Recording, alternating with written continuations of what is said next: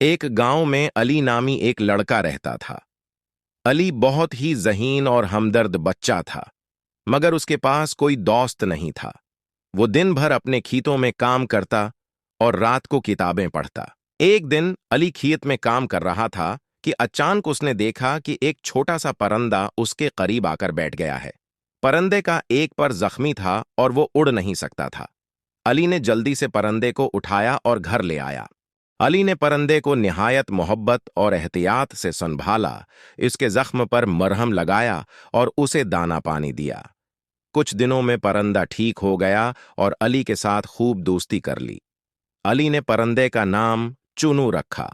अली और चुनू दिन भर साथ खेलते, खेतों में जाते और रात को कहानियां सुनते।